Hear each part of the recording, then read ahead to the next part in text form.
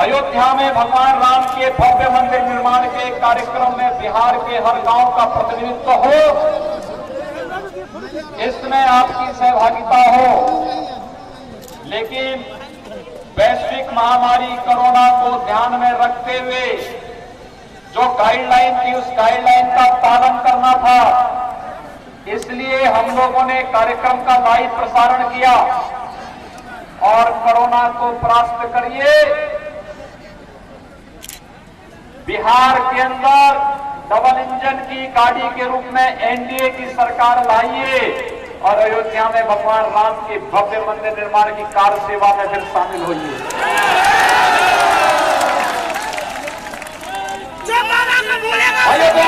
भारत के गौरव के प्रतीक,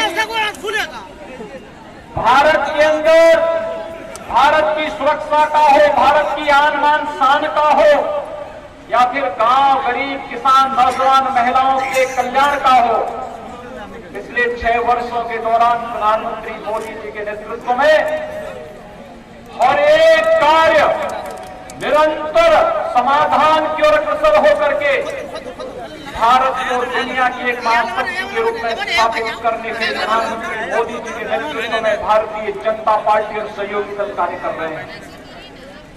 और हमारा दायित्व बनता है कि आज जो संकल्प मोदी जी का है, वह संकल्प प्रत्येक भारतवासी का संकल्प बने, क्योंकि मोदी जी ने यही तो किया। याद करिए, मई 2014 में जब इस देश की जनता जनार्दन ने मोदी जी के हाथों में देश की कमान सौंपी थी, उससे पहले देश की स्थिति क्या थी? कांग्रेस और राजद का रोज एक नया घोटाला सामने आता था। कभी स्पेक्ट्रम घोटाला, कभी कॉमनवेल्थ घोटाला, कभी खाद्यान्न घोटाला, कहीं पर कोयला घोटाला, और घोटाले पे घोटाले, घोटाले पे घोटाले उनकी एक प्रवृत्ति बन चुकी थी। इस देश पर हमले हो रहे थे, लगातार आतंकी हमले। कभी चीन आंख दिखाता था, कभी पाकिस्तान आंख दिखाता था, कभी कोई और आंख दिखाता था। देश के अंदर विश्वास का वातावरण, चारों ओर जन आंदोलन, लोग सड़कों पर थे, अविश्वास का वातावरण था। और इन परिस्थितियों में प्रधानमंत्री के रूप में देश की जनता ने मोदी जी के हाथों में देश की बागडोर सौंपी थी। प्रधानमंत्री बनते ही मोदी जी ने देश की जनता को एक बात के लिए आश्वस्त किया था। जो कांग्रेस कहती थी कि देश के अंदर देश के संसाधनों पर किसी मजहब विशेष का अधिकार है, प्रधानमंत्री जी ने कहा नहीं, इस देश के संसाधनों पर इस देश के गांवों का, इस देश के किसानों का, इस देश के नौजवानों का, इस देश के गरीबों का और इस देश के हर एक तबके का अधिकार है। हम विकास करेंगे सबका, लेकिन तुष्टीकरण किसी का नहीं। भाइयों बहनों, यह देश 1947 से तुष्टीकरण की राजनीति से उभरा होगा। इस देश के अंदर आतंकवाद नहीं फैलता। देश के अंदर नक्सलवाद सिर उठाने का दुस्साहस नहीं कर पाता। देश के अंदर अराजकता नहीं फैलती। मात्र 6 वर्ष के अंदर मोदी जी ने 3 करोड़ गरीबों को मकान दे दिए, 4 करोड़ गरीबों को विद्युत का कनेक्शन उपलब्ध करा दिया, 8 करोड़ गरीबों को रसोई गैस का कनेक्शन उपलब्ध करवा दिया, 10 करोड़ गरीबों के लिए एक शौचालय उपलब्ध करवा दिया, 12 करोड़ किसानों को प्रधानमंत्री किसान सम्मान निधि का लाभ दे दिया, 15 करोड़ नौजवानों के लिए प्रधानमंत्री मुद्रा योजना में आर्थिक स्वावलंबन का रास्ता प्रशस्त कर दिया, 35 करोड़ गरीबों के बैंकों में अकाउंट खोल करके वित्तीय समावेशन के साथ उन्हें जोड़ने का कार्य किया, 50 करोड़ गरीबों को प्रधानमंत्री किसान सम्मान निधि में 5 लाख रुपए का स्वास्थ्य बीमा का कवर देने का कार्य किया। और भाइयों बहनों, कोरोना कालखंड में 80 करोड़ लोगों को निःशुल्क खाद्यान्न देने का काम भी प्रधानमंत्री मोदी जी ने किया है। ये बात 6 वर्ष के अंदर प्रधानमंत्री मोदी जी करके दिखाए हैं।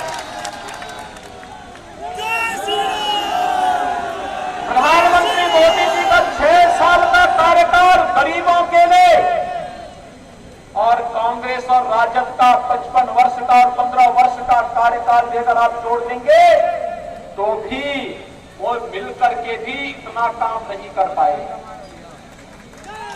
और जहां तक देश के आन मान और शान की रक्षा की बात है, हर व्यक्ति जानता है पहले पाकिस्तान प्रस्त आतंकवादी भारत के अंदर घुस करके आतंकी घटनाओं को अंजाम देते थे, और आज पाकिस्तान की सिट्टी पिट्टी गुम हो चुकी है। ये कांग्रेस और राजद के लोग आएंगे ना तो शाहीनबाग जैसे धर्मों के माध्यम से अव्यवस्था और अराजकता ही फैलाएंगे। और आज मोदी जी के नेतृत्व में भारत का बहादुर जवान पाकिस्तान के अंदर घुस करके आतंकी कैंपों को नष्ट करने का कार्य करते हैं। आतंकवाद के सामने कोई समझौता नहीं, आतंकवाद के लिए कोई मान मनोबल नहीं। आतंकवाद जैसे मानेगा उसी भाषा में जवाब देकर के देश की जनता को सुरक्षा देंगे।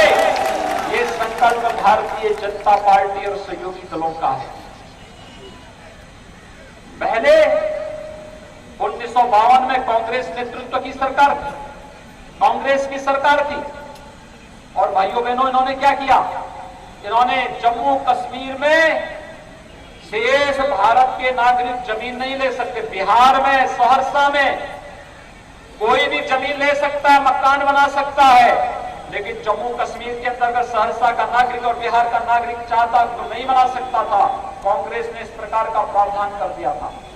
मोदी जी ने कश्मीर के अंदर धारा 370 को समाप्त करके आतंकवाद को तो समाप्त किया ही, बिहार के लोगों को भी अधिकार दे दिया कि अगर वो चाहें तो जम्मू कश्मीर के अंदर जमीन खरीद करके अपना मकान बना करके रह सकते हैं।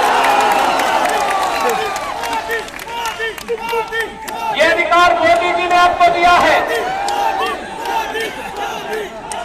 कांग्रेस ने इस अधिकार से आपको वंचित किया था।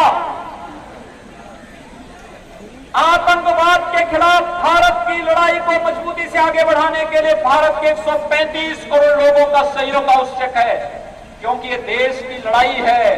लेकिन देश की इस लड़ाई में प्रत्यक्ष और अप्रत्यक्ष रूप से आतंकवाद का समर्थन करने वाले कांग्रेस और राजद के लोगों ने तुष्टीकरण की सभी हदें पार करते हुए इस देश के अंदर जाने में इस बार तो इनके सहयोगी दल के रूप में वे लोग भी हैं जो प्रत्यक्ष अप्रत्यक्ष रूप से नक्सलवाद को समर्थन करते हैं, हिंसा में विश्वास करते हैं, व्यापक अराजकता को पैदा करके आन मान और शान के खिलाफ, देश की आन मान और शान के खिलाफ गुस्ताखी करने का कार्य करते हैं, उनको लोग प्रत्याशी बनाने का कार्य करते हैं। लेकिन भारतीय जनता पार्टी और सहयोगी दल देश की आन मान और शान के साथ किसी भी प्रकार की कोई गुस्ताखी किसी भी हालत में मंजूर नहीं कर सकते, स्वीकार नहीं कर सकते। और इसीलिए भाइयों बहनों, आज हम सब आपके बीच आए हैं आपसे कहने के लिए, ये बिहार विधानसभा का चुनाव कोरोना कालखंड में आप लोग कर रहे हैं। मैं विनंदन करूंगा आपके उत्साह और आपके उमंग का। जो उत्साह और उमंग बिहार के अंदर लोगों ने दिखाया है, लोकतंत्र के प्रति भी और साथ साथ बीमारी से बचाव के लिए भी। प्रधानमंत्री मोदी जी ने आह्वान किया है, जब तक बीमारी पूरी तरह समाप्त नहीं हो जाती, बचाव ही सर्वोत्तम उपाय है। हमें हर स्तर पर बचाव करना होगा। 2 गज की दूरी और मास्क जरूरी का पालन करना होगा। और भाइयों बहनों, ये मास्क जरूरी के पालन पर इसका पालन करते हुए देश की कोरोना के खिलाफ लड़ाई को भी हम लड़ेंगे। और बिहार के अंदर विकास और सुशासन का मॉडल जो एनडीए के नेतृत्व में, यहां पर नीतीश जी के नेतृत्व में जदयू, भाजपा, वीआईपी, हम पार्टी जैसे सभी दल मिलकर के आगे बढ़ाने का कार्य कर रहे हैं। इन सबके नेतृत्व में सहयोग देते हुए बिहार का प्रत्येक नागरिक अगर अपना योगदान दे देता है तो बिहार दुनिया के एक महाताकत के रूप में आगे बढ़ने से बिहार को कोई रोक नहीं सकता। और भाइयों बहनों, यही आह्वान करने के लिए आज मैं आपके बीच आया हूं। आपने पिछले 6 वर्ष के अंदर देश की तकदीर और तस्वीर को बदलते हुए देखा है। आज भारत दुनिया के अंदर एक ताकत के रूप में अपनी धमक को पूरी मजबूती के साथ आगे बढ़ा रहा है।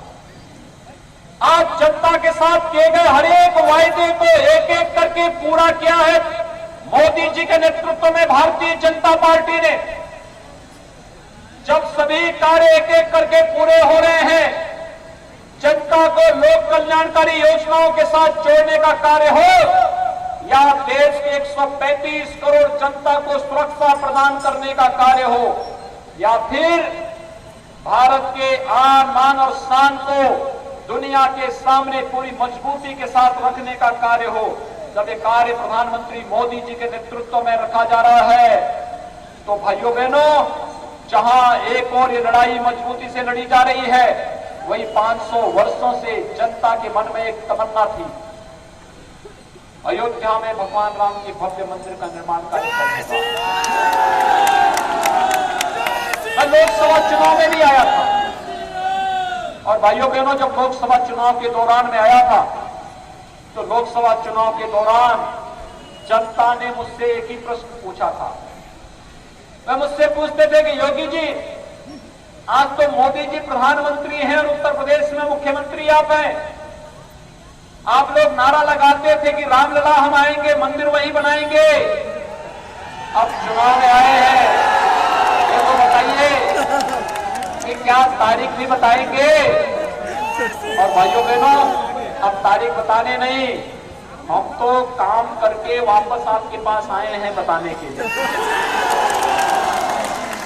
कोरोना नहीं होता तो बिहार के हर गांव के कम से कम एक व्यक्ति को अयोध्या में जरूर आमंत्रण देते।